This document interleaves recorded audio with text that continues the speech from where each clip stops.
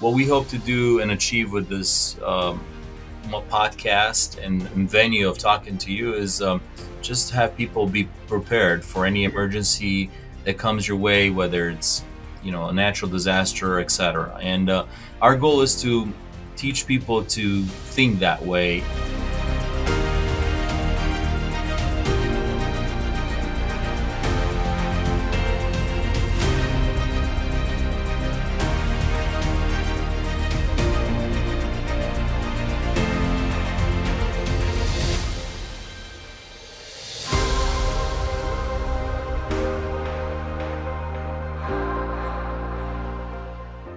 Hello, everybody. Welcome back to another edition of our podcast, A Life Prepped. We have kind of a special treat today from our normal podcast where we have a special guest with us. And I'll introduce him in a couple of seconds. So, as we remind you in every episode, what we hope to do and achieve with this podcast and venue of talking to you is just have people be prepared for any emergency that comes your way, whether it's a natural disaster, etc. And our goal is to teach people to think that way in our material. So with every guest that we try to bring on, that's kind of the angle we want to go at. But it's not going to be. It's going to be something very normal and natural. Um, Stephen Jenkins, who's our next guest, and thank you for being with us.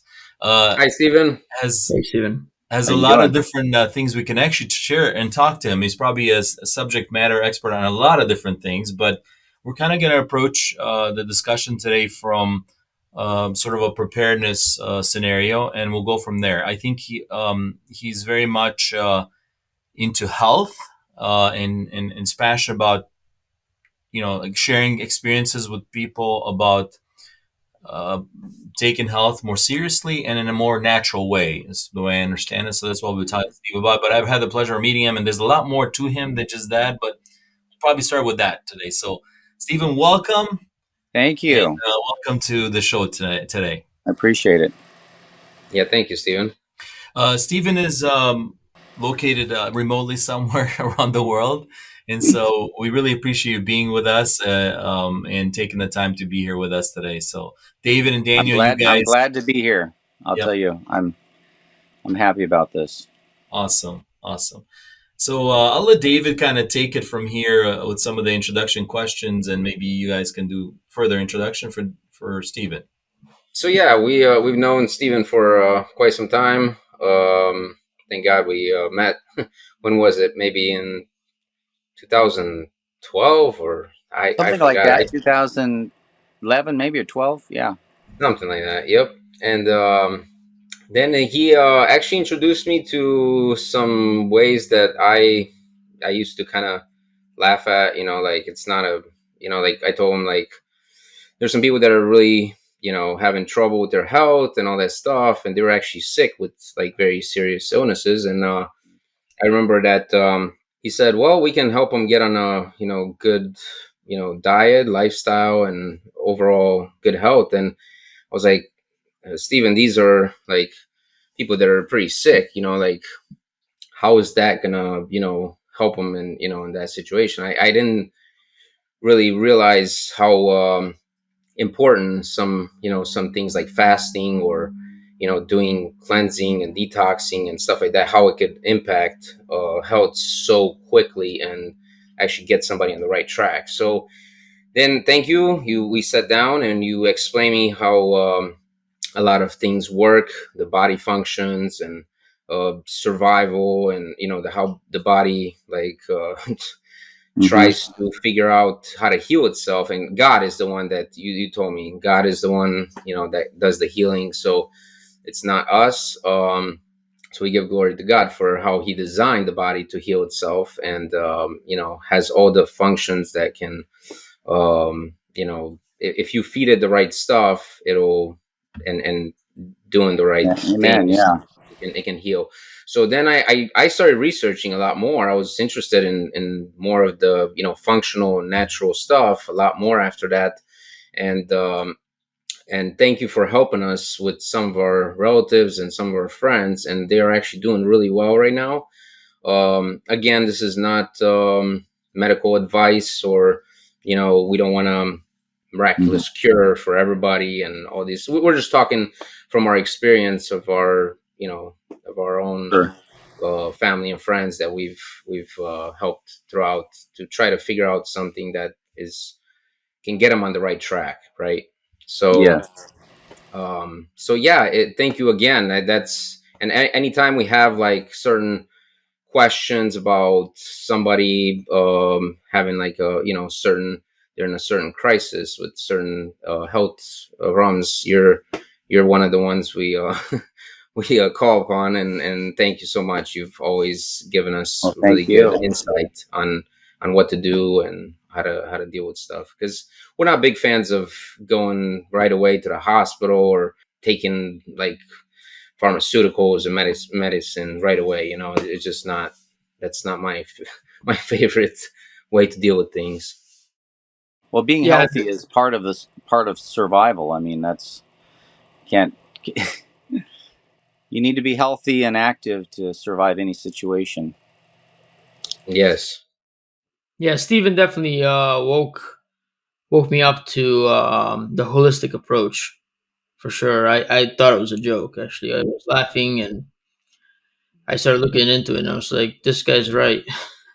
So thank you, Well, Stephen. I appreciate I that. personally believe God created us, and when He did that, He created us to live, not to die, and to have a self healing body. But sin happened, and this world has come to where it is, and we don't have what we were originally created to have in the beginning, but we still have parts of that, and if we do our part, which is super simple. I mean, it's the basics: breathe clean air, drink pure water, and eat the cleanest, most nutritious food out there.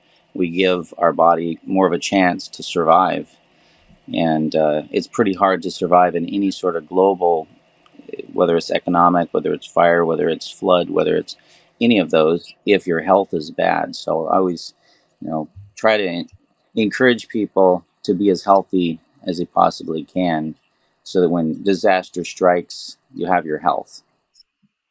I think that's a really strong point because it's almost useless if you know all the you have all the checklists, you have all this great bought all this food, but if you can't get out of bed to run or go somewhere because you're not healthy, right? Hmm. You're Yeah, better. It's almost useless. So I think this is a very basic thing that is fundamental to survival. I wanted to kind of ask you something real quick before, so we're going to dive deeper into this, but I wanted to ask you, so it sounds like your point is that, and I kind of share this view, that the human body was created by God, and it has a lot more potential that we can, or more, yeah, more potential that we give it credit to. Absolutely, yeah. I mean, just see, you cut yourself, and it just, you start to see. Of course, it bleeds and cleanses the wound, and then it starts to heal. And if you just leave it alone, you'll heal up. If you Sometimes you can aid it with some ointment, or stuff that what I would get out of a tree, like pine pitch or aloe vera, or something from a plant. There's so many plants out there. Plants, all, by the way, they have an immune system, and so do we. And if you can tap into the plant's immune system, you can aid your own immune system. You've seen a lot of situations where disaster struck, right? Uh, And you saw how people not having the right, not being prepared, yeah, just and took a toll. I don't know which story to bring out there, We but have a lot. you know the, I'm passionate about the Philippines because my wife's Filipina and my daughter is, and I was there 10 years before I met her. But so I was passionate before I met her. But anyway, it helps when you have a family that's from the Philippines, and your family. Of course, when you marry the whole family, which is a blessing, as I've got lots of family now over there. And we had a disaster that struck that I was, by the way, I was there a week before it happened. So I had flown back to California, and somebody, I forget who, said, there's a hurricane, they call it a typhoon down there, it's headed to the Philippines. And I'm like, oh yeah, we have them all the time. But I checked the news, And when I opened the YouTube on just some random news, the guy was saying this will be the worst storm to hit landfall in recorded history. 230-mile-an-hour sustained winds, and I'm thinking maybe I should check this out. So I went to another channel, maybe Fox or something, CNN, and they all said the same thing. I'm like, this is pretty severe. So I try to warn people, and people there were like, "Oh, we're Filipinos. Don't worry about us. We know about typhoon. We know about these things. Don't worry."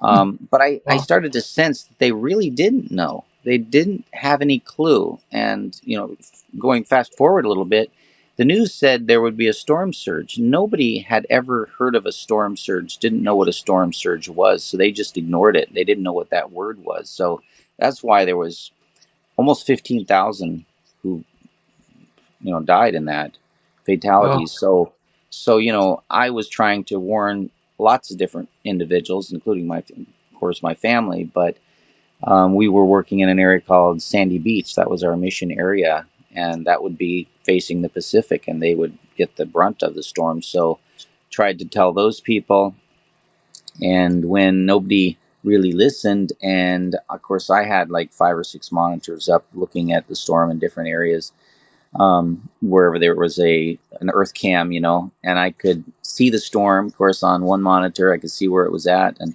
as it's coming in, eventually, it starts to hit, and eventually, I can't communicate with people, and then the earth cams, wherever they were mounted, went off, power went down, and I couldn't make contact with anyone. Of course, I flew back to Philippines immediately. I got to Cebu, and Red Cross and different people are there, and they said, no, you don't want to go there. They're rescuing the rescuers. They're trying to get the rescuers out. And there was a ship that came in full of supplies, and it was met with militia people. They called them guerrillas or something, with that were armed. So they stole all of the supply line. And but yeah, that's just one. I don't know how much you want me to go into that, but I eventually, through a number of miracles, can I just share one of the miracle? Of I mean, course, this Oh is of yeah. course. so Yeah. Please. talking about how I believe in God and that He loves us and He's looking out for us and is there to help us. And in this situation, I was in Cebu and I was trying to figure out how to get to the island. There was no boats, no flights, and I ran into a guy who said, "Oh, I know the wife of Rubley ship owner. Jay Rubley owns a bunch of ships, and they may have a supply line going there, emergency supplies. And you can here's the number of his wife." So I text that number. I sent some text messages, and I never did get any text messages back, but I kept on going into the office. I'm trying to remember this, and eventually someone said, "Yes, Jay Rubley knows about you. His wife told him to talk with you. Otherwise, he didn't have time." And he spent just a few, maybe 3 4 minutes talking to me. And he told his staff, "Give Mr. Jenkins a letter that he can go on any of our ships anytime he wants, even if we're full, at no charge." So I got a letter from that owner of Rubley Shipping. So I took the letter. I went to the ship, and they're like, "We're there's no space, no seats." And I remember the ship was on its listing. It was on its side a little bit because it had so much cargo on it. But I showed them the letter, and they were like, "Oh, that's the right signature." And so I got on the ship and arrived at the island and found my family all alive. You know, Thank um, God. and that was interesting because there was a church here, another building here, and they were closely, nestled between all these cement buildings, so they survived because all those buildings protected them. I like to be out in the open. I was at the time. I was like, let's get up on a mountaintop.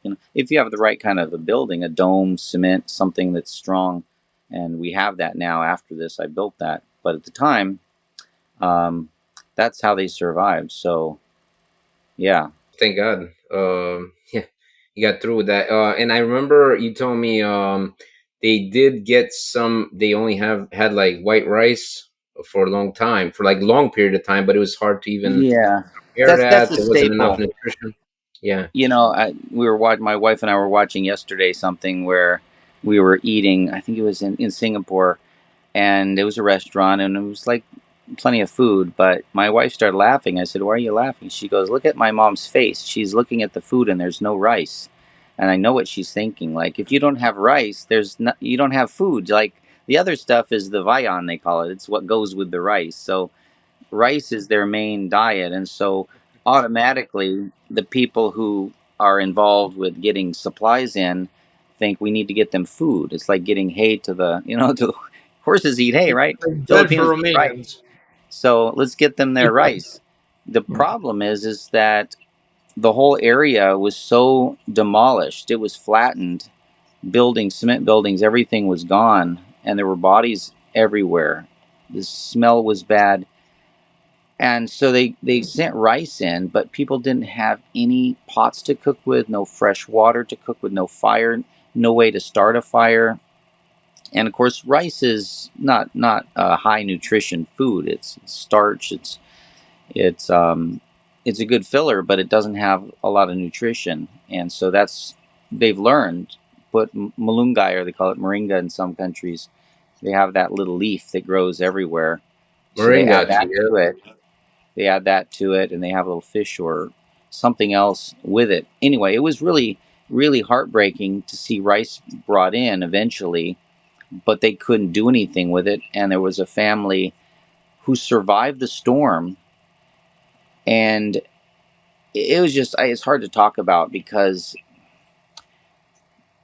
yeah, I'm sorry. It's because I'm thinking back, and I remember they're laying on their back, and they're just, when you die, you bloat. And to see a family together like that, that they survived, but they had no food, and they didn't have water. And so the people coming in, they couldn't come in, first of all, because it was so chaotic. And then when someone did come in, the they were met with bad people with guns, whoever they were, trying to steal the food. And then that food, a lot of it was found up in a place called Quiapu, Manila, being sold at it's a just a known place where everything is sold. You can even buy death certificates and all kinds. I mean, it's a big criminal area, in my opinion. Black market. Yeah. Yeah. So people buy all kinds of stuff there, and they're buying the emergency rations that were sent in. And it's just really heartbreaking to see families that perished that didn't have the basic necessities for life. Like food, and that's why I started thinking of what I was thinking. And I don't know if this is a time to share it or what, but my whole life, I've got a little bit different background. So my entire life has been eating four things: fruits, grains, nuts, and vegetables. That's all I've ever eaten in my whole life. And so I thought, if we could just, I was at the airport eventually. I got so many mosquito bites working with the people there. I had thousands of bites, and I had a mosquito net, but someone moved it when I was asleep, and so my arm got out, and so I knew that could get malaria, dengue. There something was going to happen within 3 days, and so I needed to get out of that area. And so I was at the airport, and they had a flight that was leaving. They cleared the runway, and I saw this stainless steel tubing there, and I thought, that's about the right size. It was kind of rectangle. I said, if I could stuff that with the four things that I've eaten my whole life and compress it together, I can create something, and I could just throw it out of airplanes and save people's lives. So then I became passionate about building a machine that could do that, and I bought some of that tubing at a stainless steel supply place, 20-foot links, and I made these bars that I started giving to people, and it ended up being really a blessing to me because being who I am and eating what I eat, traveling around, it's hard to find the food.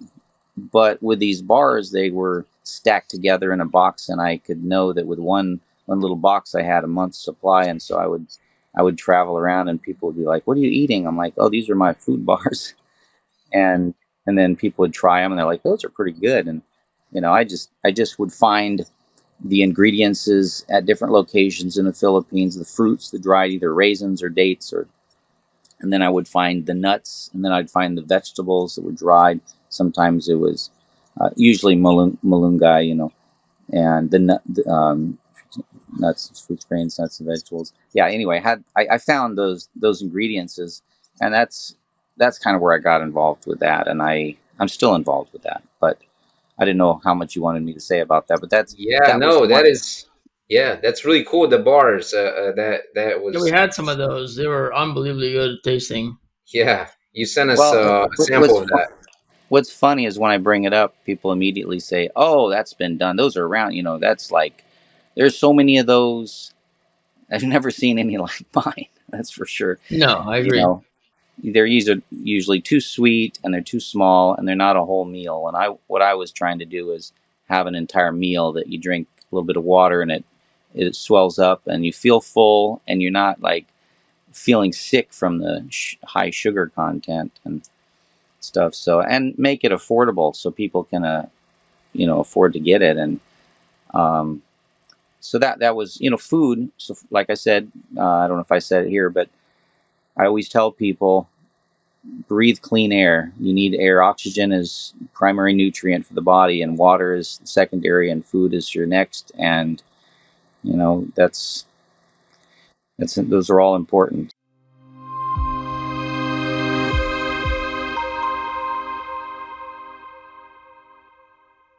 That's all the time we have for today on A Life Prepped. However, remember, whether you're a seasoned prepper or just getting started, Life Prepped is here to help you be prepared for anything in any emergency. For more tips, tricks, and expert advice, head on over to our website at lifeprep.com. Also, please don't forget to subscribe to our social media channels. We'd really love to hear your thoughts on today's episode. Also, join the conversation or continue the conversation using the hashtag LifePrepped. Till next time, have a great day.